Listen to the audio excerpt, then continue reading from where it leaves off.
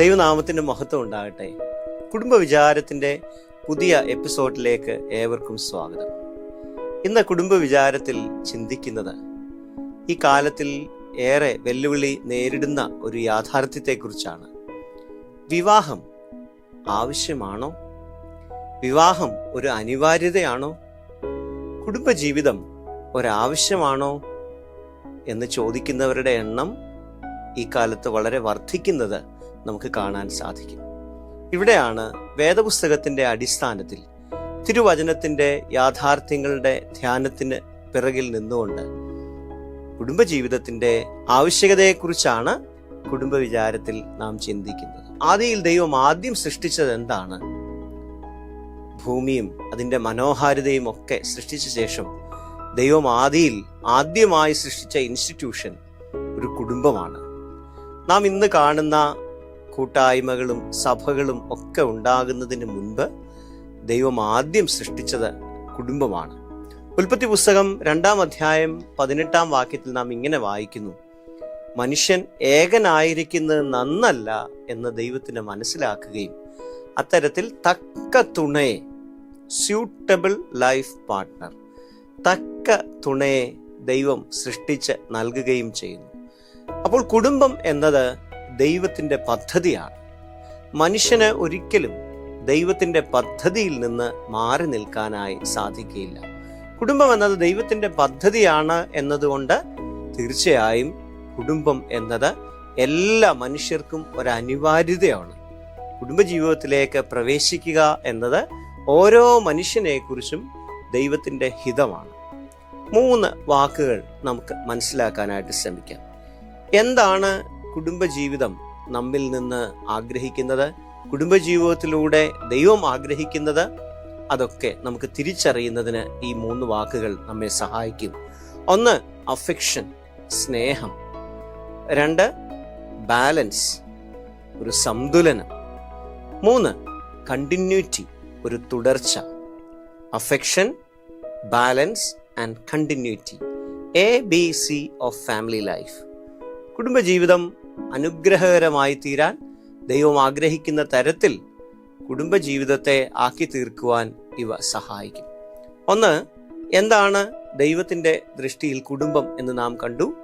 ദൈവമാണ് മനസ്സിലാക്കിയത്, അല്ലെങ്കിൽ ദൈവമാണ് ചിന്തിച്ചത്, മനുഷ്യൻ ഏകനായിരിക്കുന്നത് നന്നല്ല, തക്ക തുണയെ സൃഷ്ടിച്ച് മനുഷ്യന് ദൈവം നൽകുകയാണ്. എന്തിനു വേണ്ടിയാണ്? എഫെസ്യർക്ക് എഴുതിയ ലേഖനം 5-ാം അധ്യായം 25-ാം വാക്യത്തിൽ നാം ഇങ്ങനെ വായിക്കുന്നു: ക്രിസ്തു സഭയെ സ്നേഹിച്ചതുപോലെ നിങ്ങളുടെ പങ്കാളിയെ സ്നേഹിക്കുക. കുടുംബജീവിതത്തിലൂടെ സ്നേഹം യാഥാർത്ഥ്യമാകുകയാണ്. തക്ക തുണയായി ദൈവം സൃഷ്ടിച്ച് ഒരുമിച്ചാക്കിയ കുടുംബം, ആ കുടുംബം ഒരുമിച്ചാകുന്നതിലൂടെ, കുടുംബജീവിതം നയിക്കപ്പെടുന്നതിലൂടെ പരസ്പരം ഇരുവരും സ്നേഹം അനുഭവിക്കുകയാണ്. പെരുമാറ്റത്തിലൂടെയും ഒരുമിച്ചുള്ള ആശയവിനിമയത്തിലൂടെയും ജീവിത അനുഭവങ്ങളിലൂടെയും സ്നേഹം കുടുംബത്തിൽ അനുഭവിച്ചറിയുകയാണ്. ആദമിനെ ദൈവം സൃഷ്ടിച്ചാക്കി അവൻ ഒറ്റയ്ക്കായിരുന്നു. എന്നാൽ തക്ക തുണയായി ഹവ്വയും ആയിത്തീർന്നപ്പോൾ അവർ സ്നേഹത്തിലുള്ള കുടുംബജീവിതം തുടരുന്നത് നമുക്ക് മനസ്സിലാക്കാനായിട്ട് സാധിക്കും. മനഃശാസ്ത്രം ഇത്തരത്തിലാണ് മനസ്സിലാക്കുന്നത്: മനുഷ്യൻ എല്ലായ്പ്പോഴും പരസ്പരം സ്നേഹത്തിൽ ജീവിക്കാൻ തക്ക ഒരു സ്നേഹ പരിസ്ഥിതിയിൽ ജീവിക്കേണ്ട ജീവിയാണ്. മാനസിക അടുപ്പം അത് തീർച്ചയായിട്ടും മനുഷ്യനേറ്റവും അനിവാര്യമായ ഒരു യാഥാർത്ഥ്യമാണ്. ഒരാൾ ഏകനായിരിക്കുന്നതിലും പരസ്പരം സ്നേഹത്തോടെ ജീവിക്കുന്നതാണ് മനുഷ്യൻ ജീവിതത്തിൻ്റെ ഏറെ അനുഗ്രഹീതവും അനിവാര്യവുമായ യാഥാർത്ഥ്യം. ഏകാന്തത, വിഷാദം, ഭയം, ആത്മവിശ്വാസക്കുറവ്, ഇതെല്ലാം അതിനെയൊക്കെ അതിജീവിക്കാൻ സ്നേഹത്തിന് സാധിക്കും എന്ന മനഃശാസ്ത്രം നമ്മെ പഠിപ്പിക്കുന്നു. കുടുംബജീവിതത്തിലൂടെയാണ് ഏകാന്തതയെ ഇല്ലാതെയാക്കാൻ, ഭയത്തെ പുറത്താക്കാൻ, വിഷാദം അതിനെയൊക്കെ അതിജീവിക്കാൻ കുടുംബജീവിതത്തിൽ. അതുകൊണ്ട് കുടുംബജീവിതം മനുഷ്യന് സ്ഥിരമായ മാനസിക പിന്തുണ നൽകുന്നു. പരസ്പരം സ്നേഹിക്കുന്നതിലൂടെ സ്ഥിരമായ ഒരു മാനസിക പിന്തുണ നൽകുകയാണ്. അടുത്ത കാലത്ത് കുടുംബജീവിതത്തെക്കുറിച്ച് നടത്തിയ ഒരു പഠനം ഇത്തരത്തിലാണ് പറയുന്നത്: ഒറ്റയ്ക്ക് ജീവിക്കുന്ന വയോധികരായ ആളുകളും എന്നാൽ കുടുംബമായിട്ട് ജീവിക്കുന്ന ആളുകളും അവരെയൊക്കെ തമ്മിൽ ഒരു പഠനം നടത്തിയപ്പോൾ തമ്മിൽ താരതമ്യം ചെയ്തതിൽ നിന്ന് മനസ്സിലാക്കുന്ന കാര്യം, ദാമ്പത്യത്തിൽ കഴിയുന്നവർക്ക്, കുടുംബത്തിൽ കഴിയുന്നവർക്ക് കൂടുതൽ ആത്മവിശ്വാസത്തോടും സന്തോഷത്തോടും ജീവിക്കുന്നു എന്ന് മനസ്സിലാക്കാനായിട്ട് സാധിച്ചു.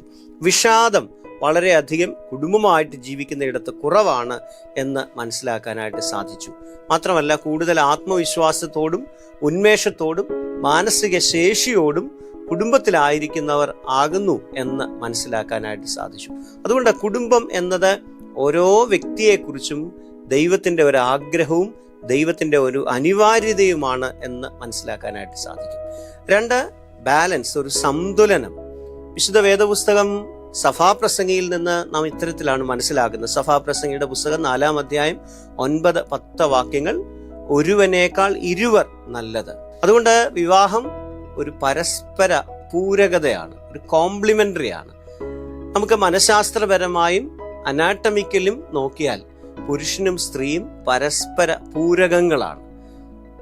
അതുകൊണ്ട് ഒരാൾ മറ്റൊരാളുടെ കുറവ് നികത്തുകയല്ല, ഇരുവരും ചേരുമ്പോഴാണ് ഒരു ജീവിതത്തിന്റെ പൂർണ്ണതയായി തീരുന്നത്. പുരുഷനും സ്ത്രീയും വ്യത്യസ്തരാണ്, പക്ഷേ ദൈവം അവരെ ഒരുമിച്ചതിലൂടെ ഒന്നിന് മറ്റൊന്ന് പൂർത്തിയാകുന്നതായി, കോംപ്ലിമെന്ററി ആയി തീരുന്നു എന്ന് മനസ്സിലാക്കാനായിട്ട് സാധിക്കും. മനഃശാസ്ത്രം അനുസരിച്ച് മെൻ ആർ തിങ്കേഴ്സ്. പുരുഷൻ പലപ്പോഴും ലോജിക്കലാണ്, കൂടുതൽ ചിന്തിക്കുന്നയാളെന്ന് അറിയാം. എന്നാൽ സ്ത്രീകളെ വിമൻ ആർ ഫീലേഴ്സ് എന്ന് പറയും.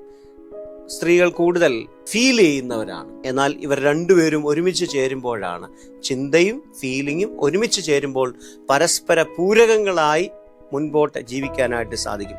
അതുകൊണ്ട് ഭാര്യയും ഭർത്താവും ഒരുമിച്ച് വളരാനും ഒരുമിച്ച് അനുഗ്രഹീതമായി മുൻപോട്ട് വിജയകരമായി പോകാനായിട്ടും സാധിക്കും.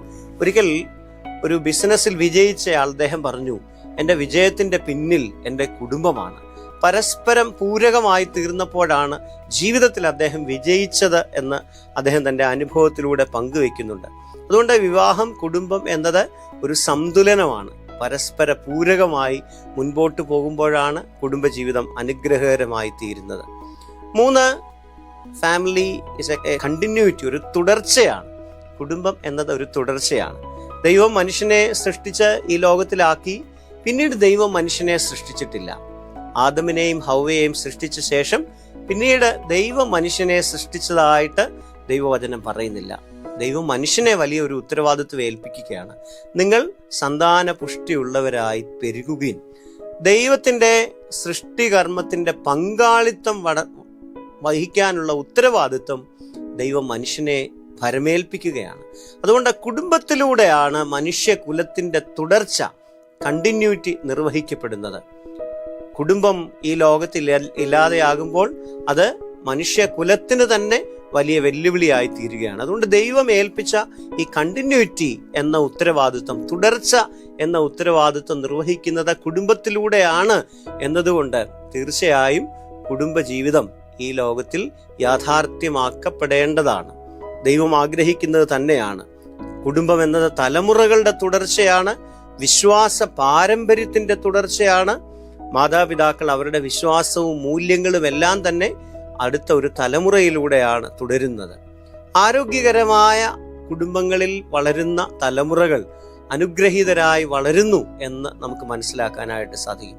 അവർ വളരെ ആത്മവിശ്വാസത്തോടും മാനസിക സുരക്ഷയോടും സാമൂഹികമായ കഴിവുകളോടും വളരുന്നു എന്ന് നമുക്ക് മനസ്സിലാക്കാനായിട്ട് സാധിക്കും. അതുകൊണ്ട് കുടുംബം എന്നത് ഒരു തുടർച്ചയാണ്. നമുക്കറിയാം, ഈ റിലേ റേസ് എന്ന് പറയുന്നത് ഒരാൾ തന്നെ ഓടി തീർക്കുകയല്ല, മറ്റൊരാൾ അടുത്ത ആൾക്ക് ബാറ്റൺ കൈമാറുകയാണ്. കുടുംബം അത്തരത്തിലാണ്. ഈ ഓട്ടം തുടരുവാൻ, അടുത്ത തലമുറ വിശ്വാസത്തിന്റെ ഓട്ടം തുടരുവാൻ അടുത്ത തലമുറയെ ഭരമേൽപ്പിക്കുകയാണ്. അതിലൂടെ വിശ്വാസം കൈമാറ്റം ചെയ്യപ്പെടുകയാണ്. നല്ല പാരമ്പര്യങ്ങൾ, ദൈവവിശ്വാസം, ഇതൊക്കെ തുടരപ്പെടുകയാണ്. ഇത് ഓരോ കുടുംബത്തെക്കുറിച്ചും ദൈവം ആഗ്രഹിക്കുന്നതാണ്. നാം തുടക്കത്തിൽ മനസ്സിലാക്കാനായിട്ട് ശ്രമിച്ചത് കുടുംബജീവിതത്തിന്റെ ആവശ്യകത, കുടുംബജീവിതത്തിന്റെ അനിവാര്യത ദൈവവചനത്തിന്റെ വെളിച്ചത്തിൽ, മനഃശാസ്ത്രത്തിന്റെ കാഴ്ചപ്പാടിൽ കാണാനായിട്ട് ശ്രമിച്ചതാണ്. അതെ, സ്നേഹം ഈ ലോകത്തിൽ യാഥാർത്ഥ്യമാകേണ്ടത് കുടുംബത്തിലൂടെയാണ്. സന്തുലനം, ബാലൻസ് തുടരേണ്ടത് കുടുംബത്തിലൂടെയാണ്. ദൈവത്തിന്റെ തുടർച്ച, കണ്ടിന്യൂറ്റി, മനുഷ്യകുലത്തിന്റെ കണ്ടിന്യൂറ്റി തുടരേണ്ടത് കുടുംബത്തിലൂടെയാണ്. തീർച്ചയായും ഇങ്ങനെ നോക്കുമ്പോൾ കുടുംബജീവിതം എന്നത് ദൈവത്തിൻ്റെ ഒരു അനിവാര്യതയാണ്. ഓരോ മനുഷ്യനും പുരുഷനായും സ്ത്രീയായും ഈ ലോകത്തിൽ ജനിക്കുമ്പോൾ ദൈവം അവരെക്കുറിച്ച് അവർക്കൊരു കുടുംബം ഉണ്ടാകണം എന്ന് ആഗ്രഹിക്കുന്നു. അതുകൊണ്ട് ദൈവം ആഗ്രഹിക്കുന്ന കുടുംബങ്ങളായി തീരുവാൻ നമുക്ക് ഓരോരുത്തർക്കും ശ്രമിക്കാം. ദൈവം നമ്മെ അനുഗ്രഹിക്കട്ടെ.